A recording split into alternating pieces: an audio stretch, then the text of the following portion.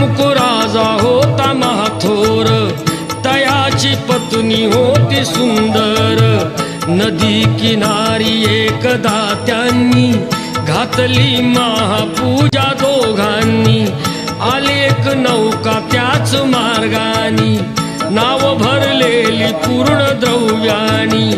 होती व्यापारी साधू बाण्याची, रीत पाहण्यास आला पूजनाची.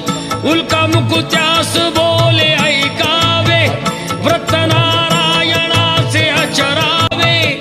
मनोइच्छित फळ मागावे, चरणी श्री हरीच्या लागावे. घराशी आला वाणी परतून, तयाची पत्नी होती शीलवान. तयास नव्हते काही संतान, केला नवस